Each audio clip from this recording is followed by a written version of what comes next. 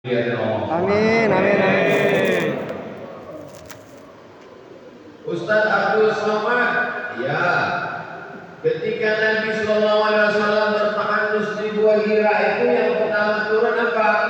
Iqra bismi rabbikal ladzi khalaq khalaqal insana min 'alaqin iqra wa rabbukal akram alladzi 'allama bil qalami 'allamal insana ma lam ya'lam. Lalu dia pun turun menggigil keginginan. Setelah itu dia berselimut. Datanglah Khadijah menyelimuti beliau. Lalu kemudian turun Jibril berkata, ya ayyuhal muddatsir, hai orang yang berselimut, bangun bangkit, fa'anzir, berilah peringatan. Lalu kemudian yang mau diberi peringatan ini siapa? Turunlah ayat wa anzir 'ashiratakal aqrabin, berikanlah peringatan kepada keluarga yang dekat-dekat, paman-pamanmu, bibi-bibimu, makcik-makcikmu, sepupumu, beri mereka peringatan.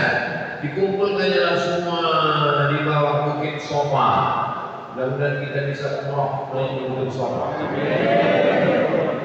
Wahai penduduk Makkah, ya, seandainya kukatakan di belakang bukit yang besar ini, kalau kita tegak di atas bukit Sofa, ada Ka'bah, di belakang kita itu ada bukit besar tinggi namanya Jabal Abi Qubais.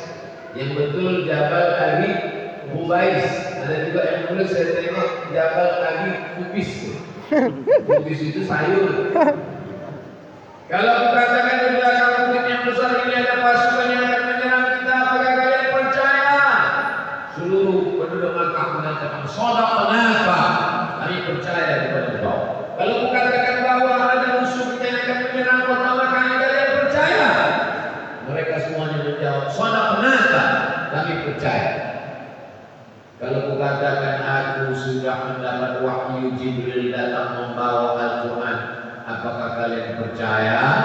Saat itulah Abu Lahab berkata, tabbat laka ya Muhammad, celakalah engkau, alihada jama'atana, apakah untuk ini kau kumpulkan kami? Ketika itu Allah pun menurunkan ayat untuk membantah ucapan Abu Lahab itu, tabbat yada abi lahabin wa tabb, ma aghna anhu maluhu wa ma kasab, sayasla naran dhata lahab, wa imra'atuhu hammalatal hatab, fi jidiha hablum min masad. Sekarang kita urut dari awal. Tadi sama ceritanya pertama turun apa? Iqra. Habis itu apa? Ya ayyuhal muddatsir. Habis itu apa? Wa anzir ashiratakal aqrabin. Habis itu apa? Tabbat yada abi lahab. Di bawahnya Quran. Jadi kata Ustaz pertama turun apa? Iqra. Bukanya Quran. Kok pertama di sini Al-Fatihah? Iqra malah di juz 30. Nomor 30 saja. Iqra kok di juz 30 Ustaz. Sebetulnya Quran yang mana yang turun itu? Kenapa beda Quran Kaimah dengan Quran Nabi? Memunculkan kekacauan. Maka dibantah oleh Sayyidina Abdullah ibnu Abbas. Sayyidina Abdullah bin Abbas orang yang paling paham tentang Al-Quran.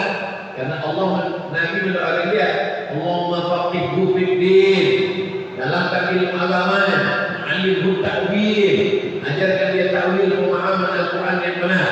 Maka Abdullah bin Abbas digelar dengan turjuman Al-Quran, orang yang paling mengerti menerjemahkan makna maksud daripada Al-Quran. Bukan terjemah seperti kita terjemah kata, maksudnya adalah interpretasi penafsiran Al-Quran. Makanya kalau ada orang minta, Ustaz doakan anak saya, Allahumma faqihhu fiddin wa 'allimhu ta'wil. Itu doa Nabi untuk Abdullah bin Abbas. Mudah-mudahan anak kita paham macam Abdullah bin Abbas. Amin ya rabbal alamin. Kata Abdullah bin Abbas, Al-Quran itu turunnya 2 kali. Turun dari Lauhil Mahfuz. Al-Quran di mana? Di Lauhil Mahfuz. Di Lauhil Mahfuz susunannya seperti ini. Di Lauhil Mahfuz susunannya macam ini. Al-Fatihah, Al-Baqarah, Ali Imran, An-Nisa, Al-Maidah sampai Anas. Begini susunannya. Turun dari Lauhil Mahfuz ke Baitul Izzah, stasiun transmisi. Gimana menjelaskan stasiun transmisi? Televisinya di Jakarta, TV-nya di rumah kita. Itu tidak langsung dari Jakarta ke rumah kita. Ada tiang, namanya tiang transmisi yang mentransfer. Jadi Al-Quran di Lauhil Mahfuz itu susunannya begini. Turun dari Lauhil Mahfuz ke stasiun transmisi namanya Baitul Izzah. Letaknya di mana? As-sama dunia, sama dunia, sama langit dunia. Apa yang dimaksud dengan langit dunia itu? Langit kalau ditengok dari dunia nampak, itulah dia langit dunia. Maka disebut dengan langit dunia, langit yang bisa ditengok dari dunia. Memangnya ada langit yang tak bisa ditengok dari dunia? Ada. Pernah rupanya mata kita melihat planet Merkurius, Neptunus, Pluto, Mars. Mana tengok? Berarti ada di sana yang tak bisa ditengok oleh mata kita. Maka ada stasiun namanya Baitul Izzah sama dunia. Dari stasiun ini turun ke Nabi Muhammad SAW 22 tahun, 2 bulan, 22 hari yang susunannya sesuai dengan keadaan situasi dan kondisi. Itulah yang turun Iqra dulu, habis turun Iqra baru turun wa anzirna asyiratakal aqrabin, ya ayyuhal muddaththir wa anzirna asyiratakal aqrabin. Datang mereka jamaah bertanya, yas'alunaka 'anil khamri wal maisir. Mereka bertanya kepadamu tentang khamar dan judi. Turun ayat tentang khamar dan judi. Yas'alunaka 'anil ahillah. Mereka bertanya kepadamu tentang anak bulan-bulan sabit. Turun ayat tentang bulan sabit. Yas'alunaka 'anil ruh. Mereka bertanya kepadamu tentang ruh. Turun ayat tentang ruh. Itulah yang turun secara acak dari mulai Al-Fatihah sampai ke Anas selama 22 tahun, 2 bulan, 22 hari. Bagaimana bisa dipahami tentang proses turunnya Al-Quran?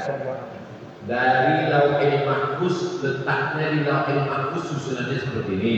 Berhenti di stasiun transmisi namanya Baitul Izzah masih seperti ini.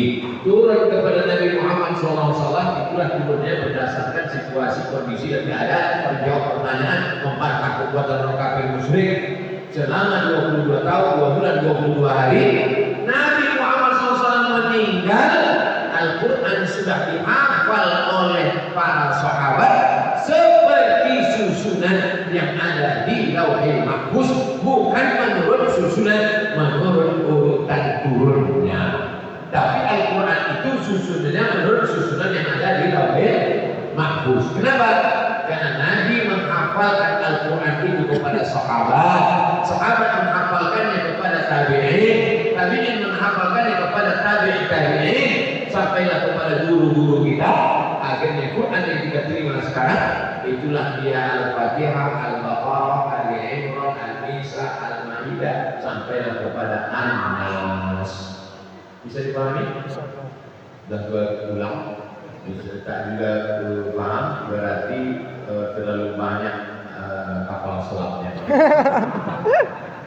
Nah, ini pelajaran pertama. Al-Quran mukjizat dari cara turunnya. Al-Quran itu mukjizat.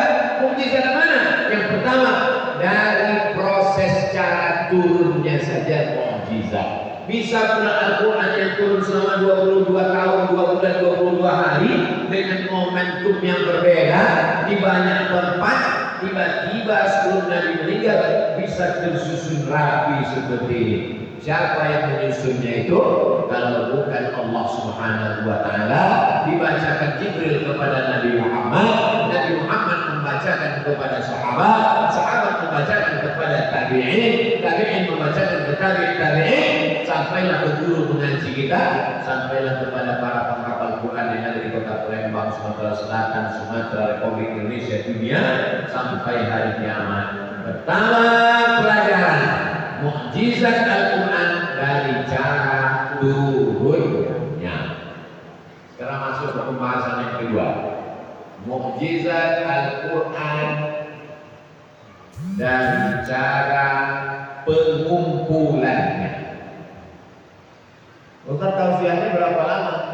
Ya, ini kan nama acaranya Nuzul Quran bersama Habib Mahdi dihadiri Abdul Somad.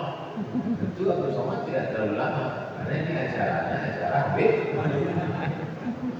Habib Mahdi tidak ada minta saya tausiah. Habib Mahdi itu dinanya, setuju tidak Ustaz Abdul Somad mengasih beberapa kata sambutan? Setuju katanya. Ini maka saya bicara. Iya. Nabi Muhammad SAW itu tidak bisa membaca. Yang mengatakan demikian bukan pakar, tapi Allah Ta'ala. Huwallazi ba'asa fil ummiyina rasulah. Dia yang mengirim kepada orang yang buta huruf itu seorang rasul. Minhum. Rasulah minhum. Dia juga buta huruf, tak bisa menulis dan membaca. Jadi nanti kalau ada orang membantah Nabi Muhammad itu bisa menulis dan membaca, berarti orang ini membantah Al-Quran. Walladzi ba'atsa fil ummiyina rasulan minhum. Dia juga sama macam masyarakat itu, tak bisa menulis dan membaca. Jadi kalau memang Nabi tak bisa menulis dan membaca, mengapa turun ayat membaca? Apa yang mau dibaca? Membaca itu tidak selamanya membaca begini. Membaca bacaan syahadat bukan itu selamanya. Misalnya saya mau suruh anak sini lah, kita coba baca Al-Fatihah. Bismillahirrahmanirrahim. Alhamdulillahirabbil alamin. Ar-Rahmanirrahim. Anak tidak ada mendengar Al-Quran. Maka yang maksud dengan membaca di situ adalah qiraah, mengucapkan di mulut. Mulut bergerak membaca tanpa melihat teks, namanya qiraah. Maka disebut dengan iqra. Mulut tidak bergerak, mata melihat tulisan, namanya muqalaah. Mata melihat tulisan, mulut tak membaca, namanya muqalaah. Sekarang saya tanya, kita membaca Quran itu qiraatul Quran atau mutala'atul Quran?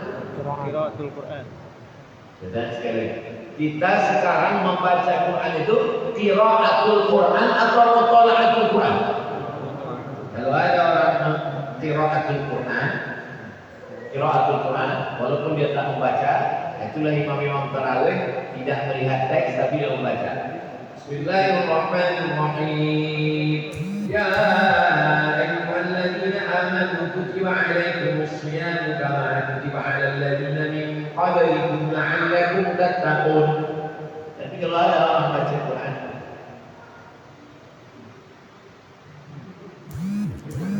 dah bagus. Itu namanya bukan qiraatul Quran, itu mutala'atul Quran. Salat itu qiraat, al-qiraat atau mutala'at?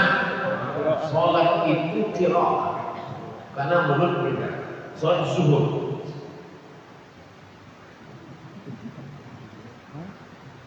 Mulut bergerak.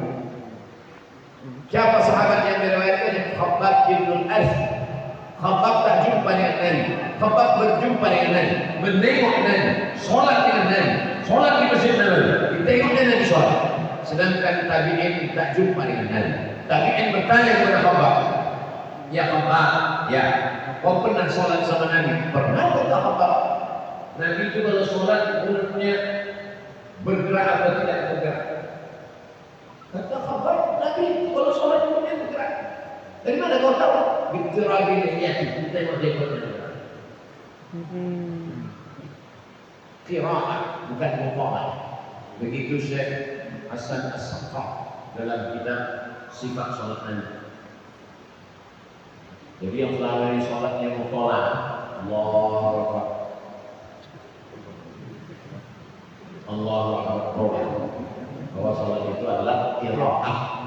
bukan muthala'ah.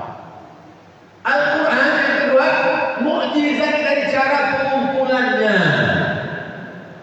Dikirimlah pasukan untuk memerangi nabi palsu namanya Musailamah al-Kadzdzab.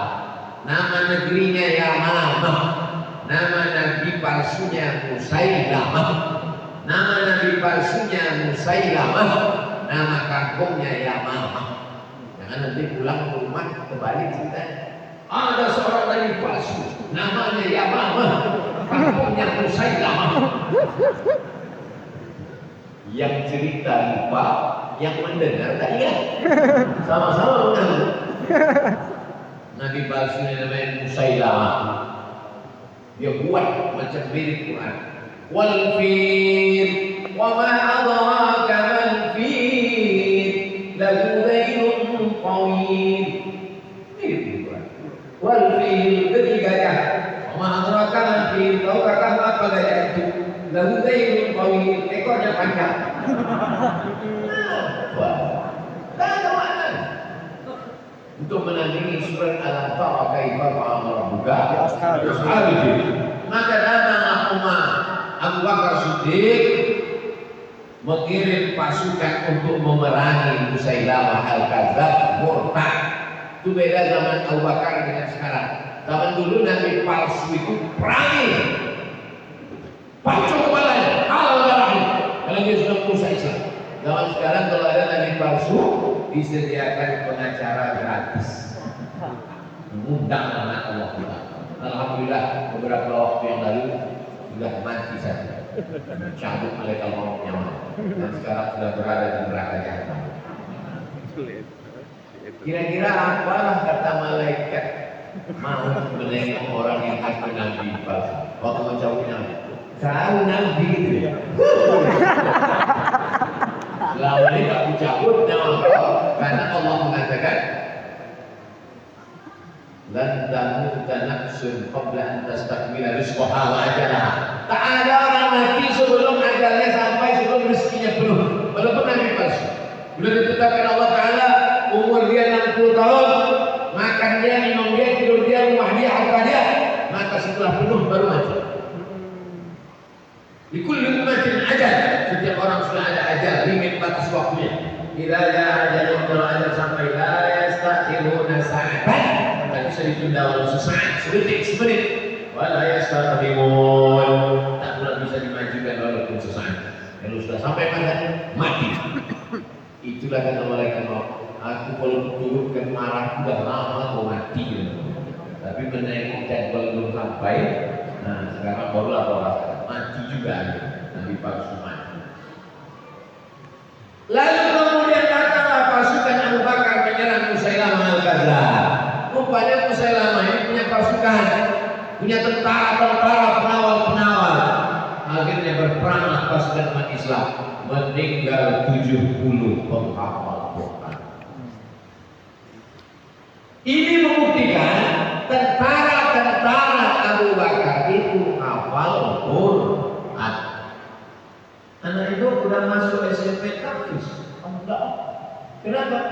Saya tak mau anak saya SMP Tahfiz, nanti masa depannya surah. Ini tak baca sejarah. Jadi kalau anak kita sekarang SMP Tahfiz, nanti dia masuk angkatan darat, angkatan laut, angkatan udara, polisi, dia akan menjadi tentara penghafal Quran. Dia akan membela agama Allah. Kalau dilecehkan agama Allah, tak ragu dia membela agama Allah. Itulah makanya anak kita dimasukkan ke sekolah tahfiz Quran. Dia akan jadi dokter spesialis, dia akan jadi polisi, dia akan jadi kepala dinas, kepala badan, kepala kantor, dia akan menjadi angkatan laut yang masuk ke dalam membawa kapal selam sekaligus menelan kapal selam karena dia orang Jerman. Nah, jadi 70 penghafal Quran meninggal, maka datanglah Abu Bakar Siddiq bersama Umar bin Khattab melihat fenomena ini. Al-Quran belum ada lagi dibukukan 30 juz seperti Quran Syamil sumbangan Permata Bank Syariah. Segera pindahkan tabungan ke bank syariah. Belum ada. Al-Quran tertulis di pelepah korma, di tulang onta, di batu yang ceper repes, tertulis itu. Maka lalu kemudian Umar bin Khattab mengatakan, Abu Bakar, aku khawatir kalau 70 penghafal Quran hilang, nanti Qurannya akan hilang. Gimana ini Abu Bakar? Kata Abu Bakar, aku tidak berani membukukan Quran. Kenapa? Karena Nabi tak pernah menyuruh, Nabi tak ada membuat. Kalau tak disuruh dan tak dibuat, Nabi bid'ah. Berarti membuat Quran ini adalah bid'ah. Ini Quran bid'ah. Berapa kali bid'ah? Membukukan Quran, membuat ukir-ukirannya, menulis lagi bank syariah. Ini Quran bid'ah, kok bisa masuk ke masjid? Itulah hebatnya Imam Syafi'i. Kalau tak ada pembagian bid'ah menurut Imam Syafi'i, semua bid'ah dalalah.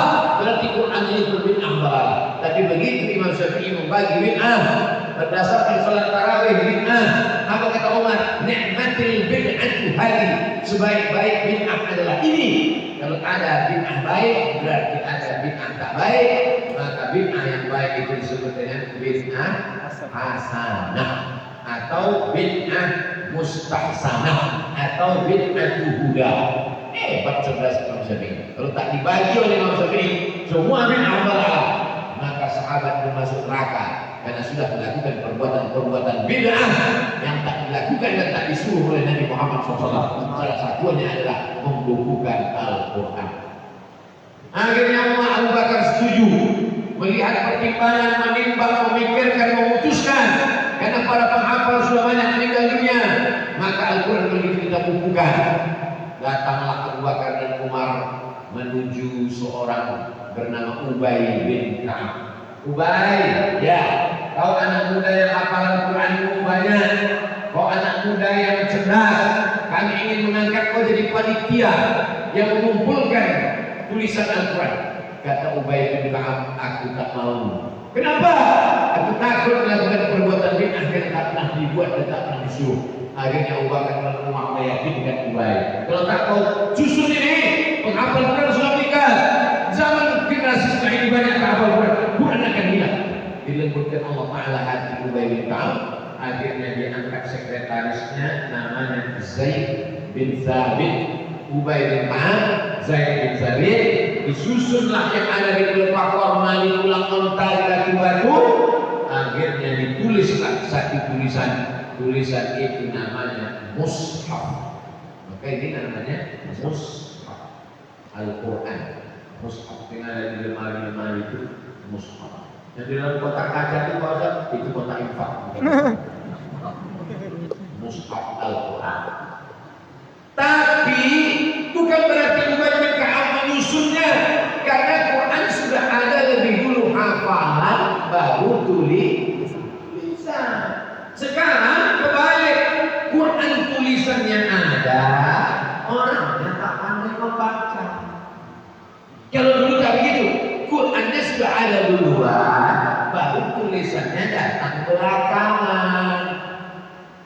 Apa bahayanya kalau tulisannya duluan baru Qurannya ada? Ada orang baru masuk Islam, belum ada Quran di kepala, dia beli Quran, habis itu dia buka. Setelah dia buka, dia baru ikhlas satu. Nah, disuruh baca, coba baca, baca. Alamat. Kan alamat dulu. Alamat. Kenapa? Karena lebih dulu tulisan baru bacaan. Kalau Nabi dengan sahabat bukan begitu. Lebih dulu bacaannya ada, baru tulisan. Maka kalau lebih dulu tulisan, kacau bacaan. Tapi kalau dulu bacaan, dia udah tahu cara bacanya. Alif Lam Mim. Karena Al-Quran itu bukan tulisannya dulu. Jadi jangan bayangkan nuzul Quran, malam nuzul Quran. Pas malam itu turunlah Quran itu. Al-Quran itu turun dari Jibril ke Nabi Muhammad SAW. Suara. La tu'arrik bihi lisanaka lita'jala bih. Ketika aku membacakan Quran dengan suara kepadamu ya Muhammad SAW, jangan sampai kau ikut membacanya cepat-cepat. Waktu Jibril membacakan, Nabi Muhammad mengikuti bacaan itu cepat tanpa lupa. Inna alaina jam'ahu wa qur'anah. Kami yang mengumpulkannya, kami yang membacakannya. Tsumma inna alaina bayanah. Kami yang akan menjelaskan.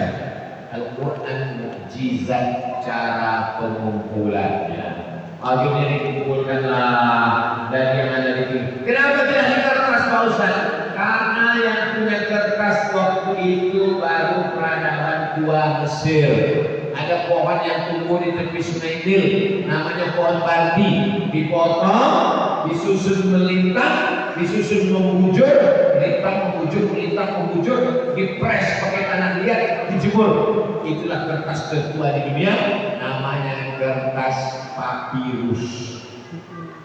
Kalau nanti pergi ke Mesir, banyak umur saya badan pergi umroh balik mampir ke Mesir, cari kertas papirus, kertas tua dijual sampai sekarang masih ada untuk souvenir bagi orang yang datang ke Mesir.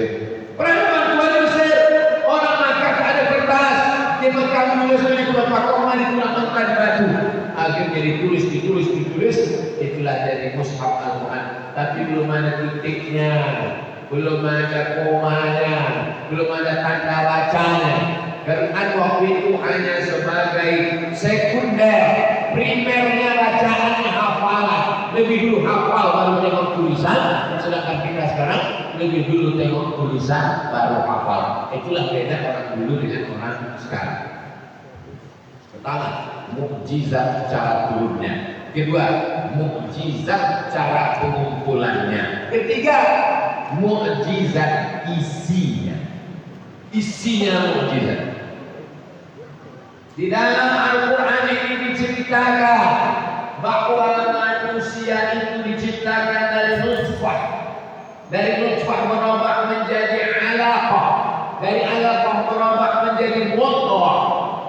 Nutfah cairan, alaqah darah yang menempel di dinding rahim, mudghah segumpal daging. Setelah itu summa ansha'na al-batn akhar fakasawna al-'idhama lahma.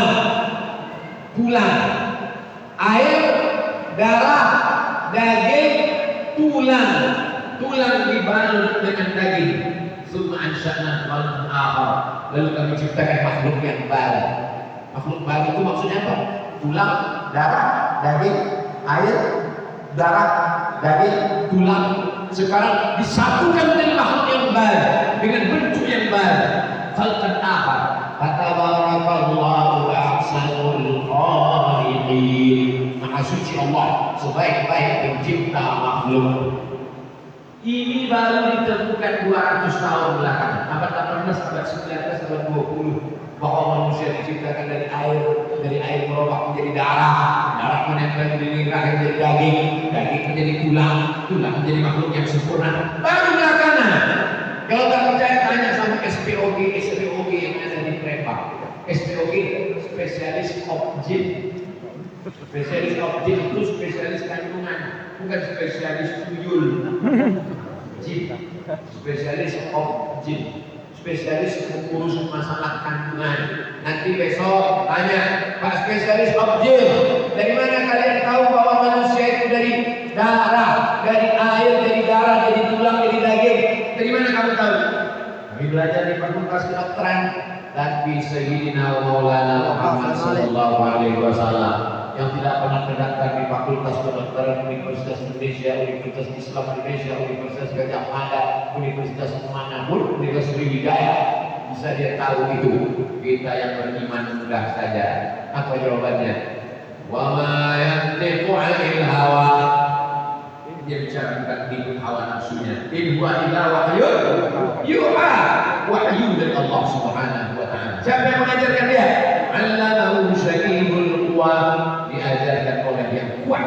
Kuat itu maksudnya Jibril alaihissalam.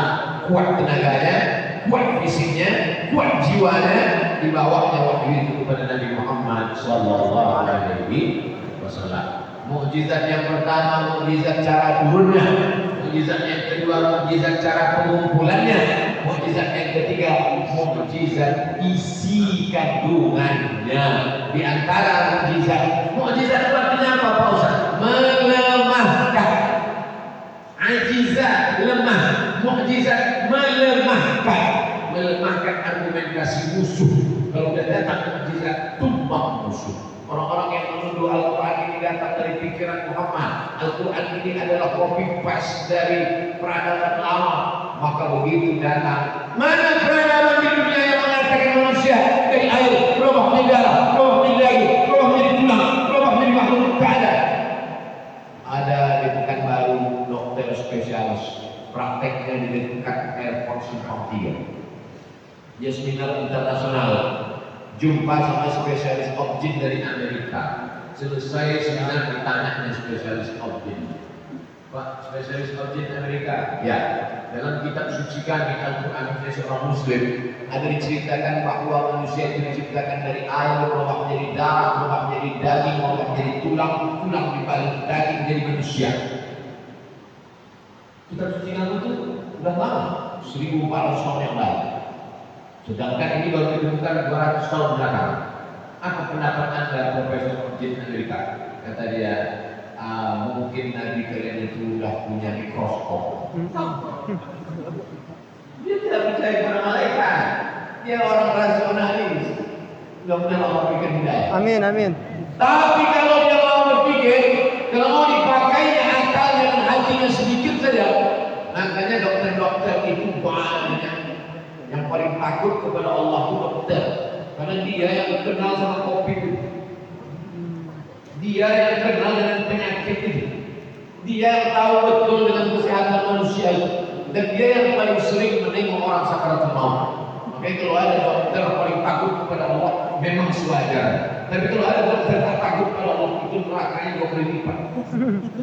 Karena Allah sudah berikan dia pengetahuan yang sempurna, melihat gejala, melihat efek, melihat apa yang terjadi kepada manusia. Lalu kemudian mukjizat ini macam-macam, ada bidang medis contohnya ini. Wa arsalna riyaha lawaqih, kami kirimkan angin untuk proses pembuahan. Arsalna riyah, kami kirimkan riyah artinya angin. Lawaqih, untuk membuahi bunga betina, dibuahi oleh bunga jantan melalui dikirimkan pengiriman angin. Ini pokok kurma, ini pokok kurma. Kurma ini ada kurma jantan, ada kurma betina. Makanya sekarang banyak prosesnya pengawinan kurma ini dibantu.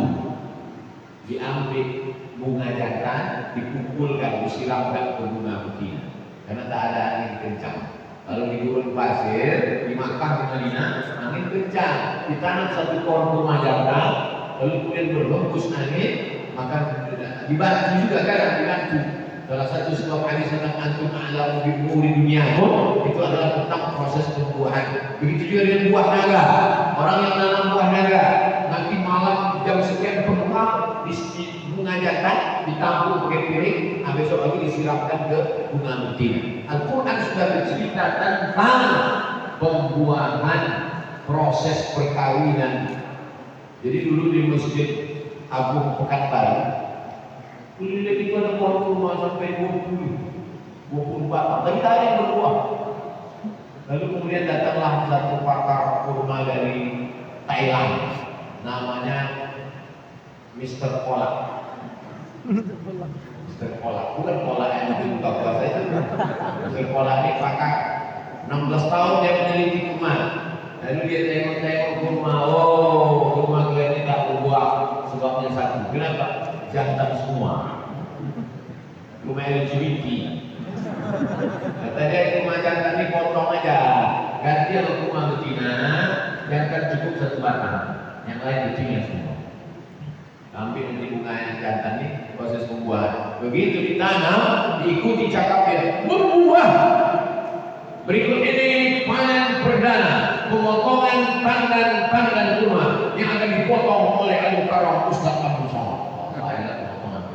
Yang nanam orang, yang mupuk orang, yang saya lihat mana. Habis itu dilelang untuk membantu masjid. Artinya apa? Kalau diikuti proses yang disebutkan Al-Quran ini, maka terjadi. Jadi sebetulnya kalian anak-anak muda kuliah di Fakultas Pertanian IPB, Institut Pertanian Bogor, kalian bisa menjelaskan Al-Quran. Bahkan orang lebih percaya omongan kalian kalau menjelaskan Al-Quran daripada Abdul Somad. Kalau saya yang menjelaskan tentang proses perkawinan mengajarkan bunga betina, kata jamaah, tahjil tidak. Dia kan belajar hadis. Waktu tiba-tiba sekarang dia tahu tentang perkawinan bunga jantan bunga betina kayu. Kalian anda yang di fakultas kedokteran, kalian yang bisa menjelaskan itu. Jadi anak muda jangan pernah takut untuk masuk ke fakultas pertanian, fakultas kedokteran, fakultas peternakan. Yang penting dia tetap berjiwa Al-Quran, dia menjelaskan Quran. Saya bermimpi 20-30 tahun akan datang, judul-judul ceramah Ramadan itu malam pertama Ramadan dan kesehatan, malam ketiga mukjizat Al-Quran dalam pertanian, malam keempat mukjizat Al-Quran dalam kedokteran. Sehingga yang ceramah dokter, pakar pertanian, pakar ekonomi, pakar bisnis, sehingga tidak lagi di masjid mengkaji masalah tidak yang tak selesai. Inna fi khalqis samawati dalam penciptaan langit wal ardi penciptaan bumi wa ikhtilafil laili wan nahar perputaran siang dan malam la ayat, ini semua ayat. Inna fi khalqis samawati dalam penciptaan langit. Berpikir tentang penciptaan langit, muncullah ilmu astronomi. Jangan anak muda mengkaji astrologi. Haram astrologi. Apa beda astronomi dengan astrologi? Mengkaji tentang masalah planet, berapa ketebalan ozon, mengapa sekarang dunia ini panas, global warming, ternyata lapisan ozon itu bocor. Ilmu mengkaji tentang tata surya disebut dengan astronomi, scientific. Tapi kalau astrologi, bila bintang Anda Pisces, tak cocok nikah dengan Aquarius. Dan juga datanglah suami berkata kepada istrinya, mama, setelah kubaca dari ramalan astrologi, nampaknya tak sesuai bintang Pisces ikan, sedangkan aku ini kambing. Saya mau ngetes saja, kita aja tahu. Alhamdulillah, sempat dari semua orang jawab, tahu lurus gitu. Oh, saya percaya semua. Tak boleh percaya kepada perbintangan. Katakan munajimun walau sadaku. Kalau terjadi betul, itu hanya kebetulan saja. Jangan sampai rusak akidah kita, keyakinan kita. Siapa yang berpikir tentang langit, ilmu astronomi, wal ardi, tentang penciptaan bumi, berapa lapis bumi, apa yang ada dalam perut bumi, mengapa ada dalam bumi itu lahar, mengapa terjadi gunung meletus. Berpikir tentang langit astronomi, berpikir tentang bumi geologi, berpikir tentang bumi ada ilmu namanya ilmu geologi, berpikir tentang perputaran siang dan malam, meteorologi, klimatologi, geofisika. Inna fi dzalika laayat. Itu semua adalah ayat-ayat. Ini ayat Al-Quran, ini ayat yang tertulis, ini ayat yang tersurat, tapi ada ayat-ayat yang tersirat, yang tak tertulis. Itulah yang dikaji dalam ilmu mukjizat ilmiah. Allah Subhanahu wa taala bercerita dengan wa banaina fawqakum sab'an shidada. Kami bangun di atas kamu ada 7 lapis. Fawqakum di atas kamu sab'an 7 lapis shidada, bangunan yang kokoh dan kuat. Bangunan mana? Bangunan gedung ini masjid ke belakang. Yang dimaksud dengan Allah bangun 7 lapis itu bangunan yang mana? Rupanya setelah diteliti 7 lapisan ozon.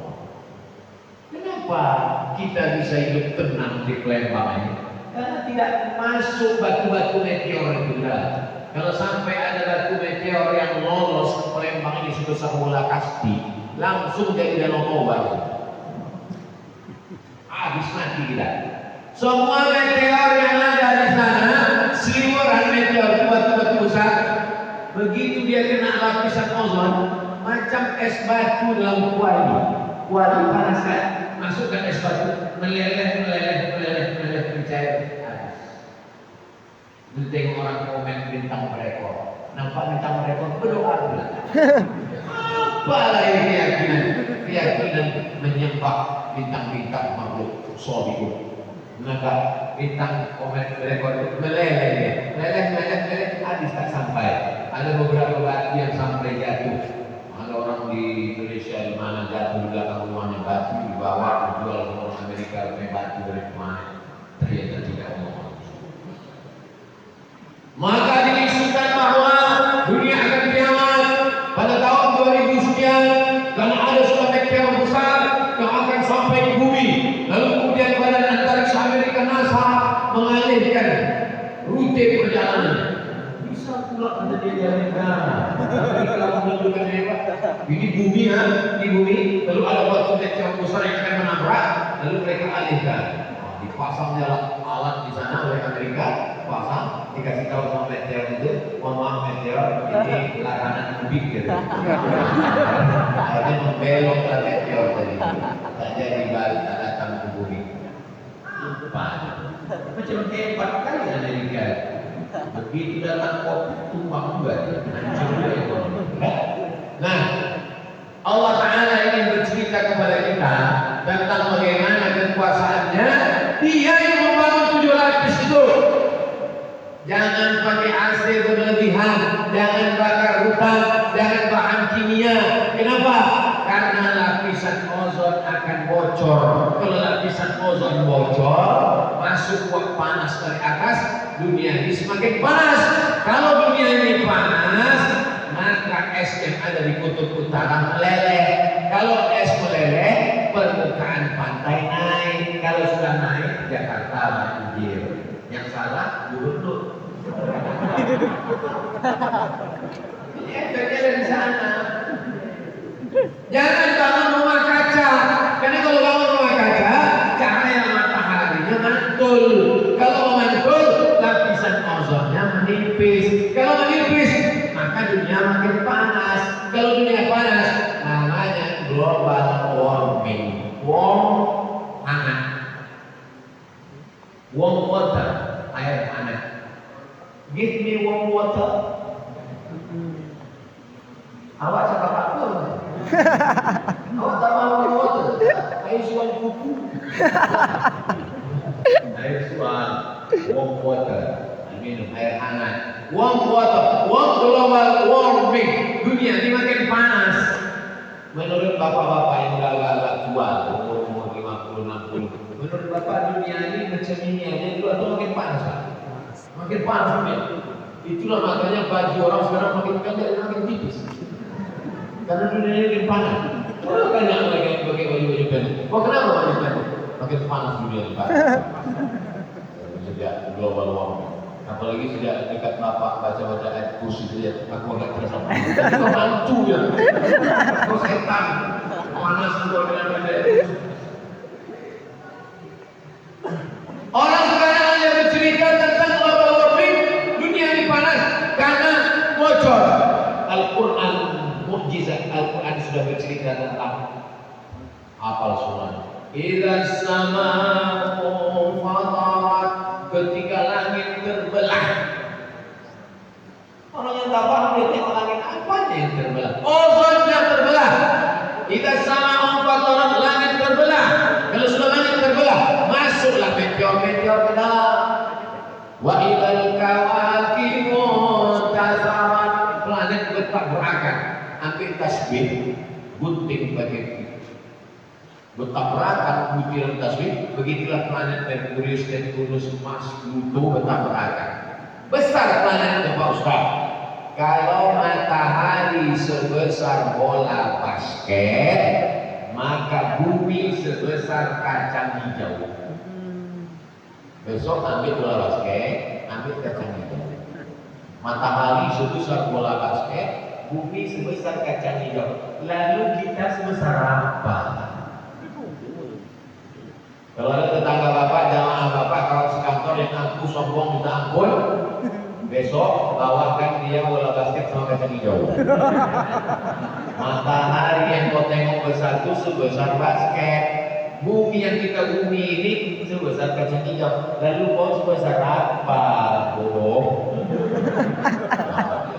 Dia tak berpikir macam kata dalam tempurung. Dia yang merasa dunia ini punya dia. Dia yang aku yang sombong. Padahal dia tak ada apa-apanya. Dia hanya butiran debu di antara samudra kekuasaan Allah Subhanahu wa taala. Wa ilal kawakib tatarat, planet bertabrakan. Wa ilal qubur mu'asirat, semua yang dikubur dibangkitkan. Idza as-samaa'u fatarat wa ilal kawakib tatarat wa ilal bi'ar fujirat wa ilal qubur mu'asirat. 'alimat nafsun ma qaddamat wa akharat. Nangis pulang masjid Allah. Makmum di belakang ikut Pak.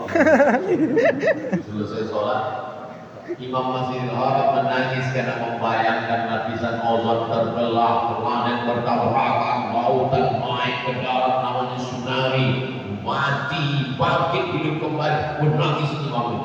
Jamaah di belakang pun menangis, duit habis membeli jaring kuning.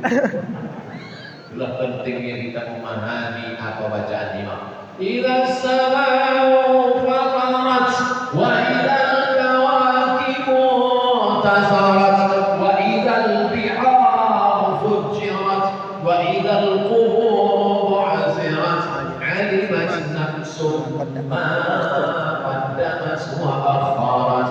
Ya ayyuhal insan, hai manusia yang kurang sombong, ma'arraka bi rabbikal karim. Apa yang membuat kau melupakan Allah? Apa dari dalam Al-Quran? Kenapa mereka tidak memikirkan Al-Quran? Siapa yang bisa mengungkapkan tentang langit? Ilmu astronomi. Siapa yang bisa mengungkapkan mukjizat Al-Quran tentang perkawinan bunga jantan bunga betina? Anak fakultas pertanian. Siapa yang bisa mengungkapkan tentang manusia dari air, dari darah, dari daging, dari tulang? Anak fakultas kedokteran spesialis SPOG. Jadi Islam ini nanti akan diterima oleh orang Barat, oleh orang Amerika, oleh orang Eropa, bukan dengan pedang. Islam ini nanti akan mereka terima bukan dengan bom. Mereka menerima Islam dengan ilmu. Siapa yang menjelaskan itu nanti? Anak-anak muda dari mereka. Amin, amin. Ceramah mereka, judul ceramahnya Mukjizat Al-Quran tentang perkawinan bunga jantan bunga betina. Ditunjukkannya lah tentang tanaman dari Palembang yang berhasil, maka dibuktikan dalam mukjizat. Allah berjanji, sanurihim ayatina fil afaq. Kami akan tunjukkan tanda-tanda kebesaran kami di atas alam semesta. Wa fi anfusikum, di dalam dirimu pun ada tanda-tanda kebesaran Allah. Hatta yatabayyana lahum annahul haq, sampai jelas bagi mereka bahwa Al-Quran ini adalah hak, kebenaran. Al-Quran mukjizat cara turunnya, Al-Quran mukjizat cara pengumpulan, Al-Quran mukjizat isi. Empat, Al-Quran mukjizat dari bahasa yang dipilih Allah Subhanahu wa taala. Kenapa Al-Quran berbahasa Arab? Karena Nabi orang Arab. Pendek aja dia.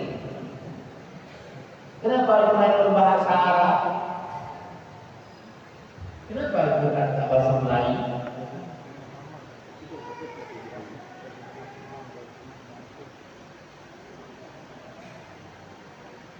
Alif A, B B, Ta C, Ta Ta. Begitu sampai sa, dibuatnya huruf S titik S, menunjukkan tidak ada huruf sa dalam abjad Inggris. Ada apa? Health, health, kesehatan, PKTH, WHO. World Health Organization. Perth, nama kota di Australia. Perth. Begitu. J. H. Tapi dia tak bisa bedakan hal besar sama hal kecil. Dalam bahasa Indonesia ada hal besar dan kecil. Berapa hari kau lebih? Ustaz Abdul Somad sudah berapa hari di sini? Mana ada? Ini tak bisa bedakan hal besar. Habis ho. Ketika masuk ho tak ada. Dia buat dua sih. Karena saya orang kayak ada nih. Dal, ketika dal dimasukkan ada dal D, oke. Tapi ketika masuk dal, dal dibuat dari sini Z titik S. Tidak ada huruf itu, maka dibuat huruf baru. Ra R, Zai Z, Sin S. Begitu masuk Shin, mulai tambah dua SY.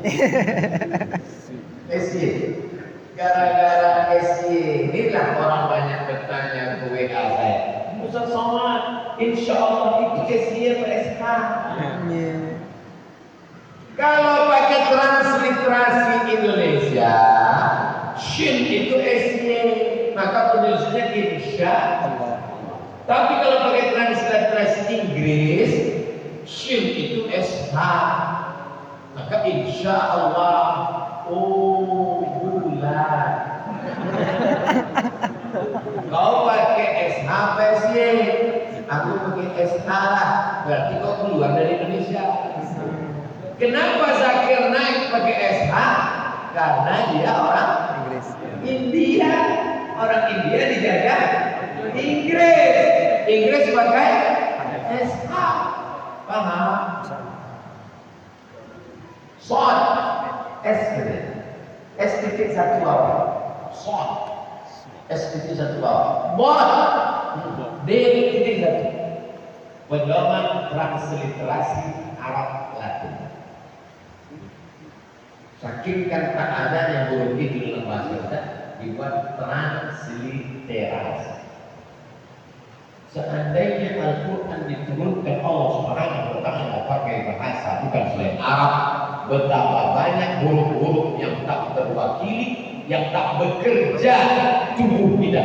Ketika kita membaca alladzina idza asabathum musibah wa lanabluwannakum bi syai'in minal khawfi wal ju' wa naqsin minal amwali wal anfusi wal thamarat wa basyiril sabirin wa naqsim minal anfusi wal thamarat wa basyiris sabirin.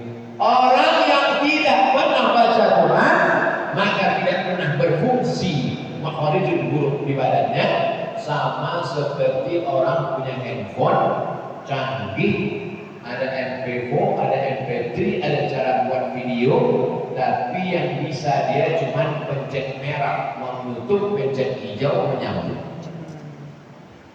Tak berfungsi. Alat-alat yang diberikan Allah pada dirinya. Al-Quran mukjizat.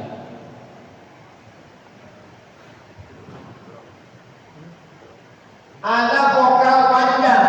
Nah, vokal panjang. Qala. Kalau qala tadi A kasih garis atasan. Qila. I kasih garis atasan. Yaqul. U kasih garis atasan. Itu tak ada dalam bahasa lain. Bahasa Inggris pun tak ada. What are you doing? Ya. Itu hanya dalam bahasa Arab. Mator. Mator. Tapi beda kalau ada vokal. Mator. Mator hujan. Mator airport. Makan dengan makan. Beda lah bahasa. Kalau panjang itu udah 8 kali. Begitulah Allah Subhanahu wa Ta'ala menurunkan. Jadi nanti kalau ada orang bertanya, kenapa bahasa Arab yang dipilih Allah Subhanahu wa Ta'ala? bahasa inilah yang paling lengkap menuju hurufnya. Cari dalam bahasa Prancis, bahasa Inggris, bahasa Itali, bahasa Spanyol, bahasa Jerman, bahasa Mandarin, huruf wad, huruf l, huruf po, huruf wo, huruf la, huruf ta. Kasih saya bahasa Indonesia yang pakai huruf ta. Saya suka sangat.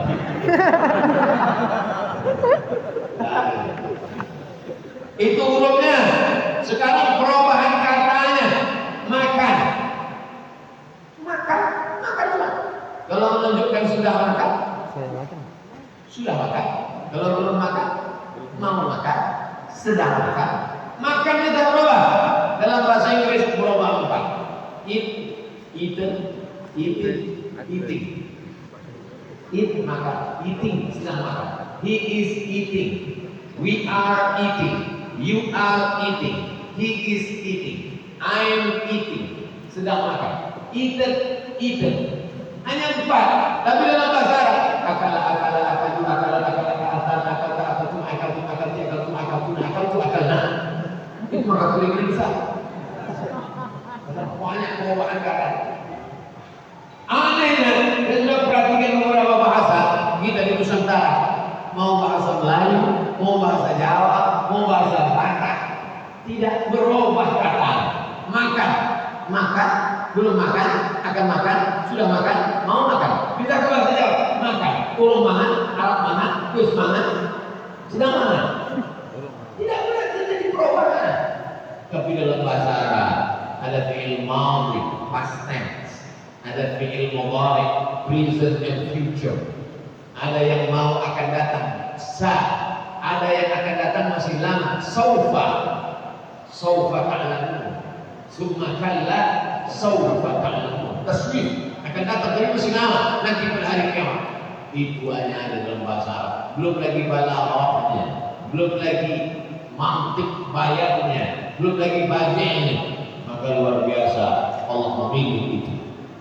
Maka dulu di pondok pesantren banyak sekali pelajaran-pelajaran itu untuk memahami Al-Quran. Al-Quran mukjizat cara turunnya, Al-Quran mukjizat cara pengumpulannya, Al-Quran mukjizat isinya, Al-Quran mukjizat bahasa yang dipilih untuk membacakannya. Terakhir poin yang kelima, Al-Quran mukjizat cara menjaga. Inna nahnu nazzalna dzikra wa inna lahu lahafizun. 5 taukid diberikan Allah Ta'ala. Inna nahnu nazzalna dzikra wa inna lahu lahafizun. Satu ayat 5 penekanan. Kami menjaga. Uzbekistan, Kazakhstan, Kirgistan, Turkmenistan, Afghanistan. Tan itu artinya tanah. Afghanistan, tanah orang Afgan. Pakistan, tanah orang Pakistan. Kurdistan, tanah orang Kurdi. Palembang, tanah orang Palembang. Jadi suku punya tanah, maka disebut dengan suku Kurdi punya tanah, Kurdistan. Semua negara Tantan ini dijajah oleh Rusia, dijajah oleh Uni Soviet, negara Soviet bersatu. Akhirnya tumbanglah Gorbachev. Gorbachev itu asli orang Rusia, bukan dari Jawa Barat. Ada juga yang bilang katanya aslinya Cecep Gorbachev. Gorbachev tumbang, digantikan Boris Yeltsin, kemudian diteruskan sekarang oleh Vladimir Putin, lalu kemudian negara-negara ini merdeka. Uzbekistan merdeka, Tajikistan merdeka, termasuklah negeri yang populer kebanggaan kita di Jawa. Habis. Habis itu dari Uzbekistan tadi. Imam Bukhari itu dari Uzbekistan. Apa hubungannya dengan mukjizat Al-Quran? Ketika mereka dikuasai Rusia komunis itu komunis Uni Soviet, Uni Soviet mazhab yang dia pakai walaupun agama ortodok ada, tapi waktu itu dikuasai pemikiran Marxisme. Induk otak PKI itu dari Marxisme. Nama nabinya Karl Marx. Orang yang mengikuti Marx namanya Marxisme. Dilanjutkan oleh Stalin, lalu kemudian tumbang. Tidak boleh ada agama. Al-Quran dibakar, ulama dibunuh, dihancurkan. Tapi begitu negeri ini merdeka, ternyata banyak penghafal Quran. Bagaimana cara mereka menghafal Quran? Tunggu tengah malam jam 2, sesudah tentara-tentara komunis tidur, barulah guru membacakan Quran. Digali di rumah, diangkat karpetnya, digali pakai pasir, digali pasirnya, dibuang, ditutup pakai kayu. Di dalam itulah mereka membaca Quran. Tidak pakai lampu. Gurunya hafal, gurunya baca, muridnya ikut. Bismillahirrahmanirrahim. Bismillahirrahmanirrahim. Amma yatasaalun. Amma yatasaalun. 'anil naba'il 'azim. 'anil naba'il 'azim. Diulang-ulang ayatnya anak hafal Quran. Ketika tumbang Uni Soviet, keluar menghafal Quran dari guru-guru ini, maka diundanglah oleh pemerintah Saudi Arabia lembaga mukjizat Al-Quran. Presentasilah salah seorang pakar mukjizat Al-Quran tahun 1999 di Masjid Al-Hadil Islami Kairo. Saya hadir dan dia bercerita di situ. Penghafal Quran banyak di negeri bekas jajahan Uni Soviet. Allah mau menunjukkan, kalian tak mau baca Quran silakan, tapi aku ingin menjaga Quran ini di negeri yang dijajah Soviet komunis, bisa pula lahir para penghafal Al-Quran. Berapa banyak saudara kita yang fisiknya kurang, matanya ragu, tak bisa menengok, tapi hatinya terang benderang, bisa menghafal Al-Quran. Mukjizat cara Allah menjaga. Andai semua Quran di kota Palembang ini terbakar, termasuk Quran ini terbakar, apakah hilang Al-Quran? Kenapa? Masih banyak orang Palembang yang hafal Quran di rumah-rumah tahfiz Al-Quran. Tapi kalau kitab suci yang lain terbakar, apakah masih bisa dipertahankan? Saya tak tahu. Jawablah sendiri. Nanti saya jawab, saya polisi kan. Tapi kalau omongan saya dianggap salah, bawalah satu orang yang hafal kitab suci dari awal sampai akhir. Saya bawa satu orang yang hafal dari awal sampai akhir untuk membuktikan cakap saya bahwa Allah memberikan mukjizat bagaimana Allah cara menjaga Al-Quran. Dari mulai Sabang sampai Papua, hitung berapa para penghafal Quran. Jadi kalau kita mau mendapatkan kemuliaan Al-Quran, maka 5 ini. Apakah cuma 5-nya aja mukjizatnya Pak Ustaz? Banyak sekali.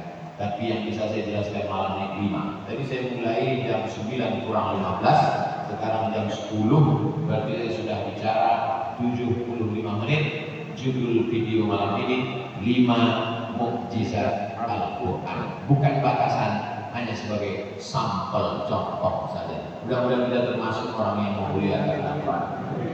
Bapak Ibu yang punya tanah, wakafkan tanahnya untuk buat rumah Quran. Setuju? Bapak Bupati, Wali Kota, Gubernur, buatkan program setiap kabupaten, setiap kecamatan, setiap desa, setiap kelurahan, setiap RT, satu rumah Quran. Setuju? Pagi TK Quran, asar pengajian emak-emak wirid Yasin Quran, malam dari maghrib ke isya maghrib mengaji. Kita balik lagi tradisi nenek moyang kita dulu, maghrib mengaji. Masih terbayang kita pejam mata sampai sore bawa kain sarung, lari-lari bawa obor, azan maghrib, sholat, nanti sebalik mengaji ke surau, pulang ke rumah. Ngajinya tak dapat, hidung hitam. Obor mana? Terbayang kita dipukul pakai rotan mengaji, membawa beras untuk guru mengaji sama minyak lampu. Mana tradisi itu sekarang? sudah dimatikan oleh gadget, sudah dirusak oleh warnet, sudah dihancurkan oleh Instagram, sudah dirusak oleh Facebook. Facebook tak salah, Instagram tak salah. Kita manfaatkan semuanya untuk share ilmu pengetahuan. Tapi kalau hanya melupakan kita dari Al-Quran, jangan. Yang punya anak, daftarkan ke TK Quran, SD Quran, SMP Quran, SMA Quran. Yang otaknya masih kuat, hafal Quran.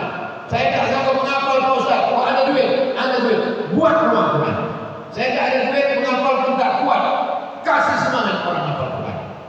Sudahlah tak punya duit, tak punya kekuasaan, menjatuhkan mental orang pula.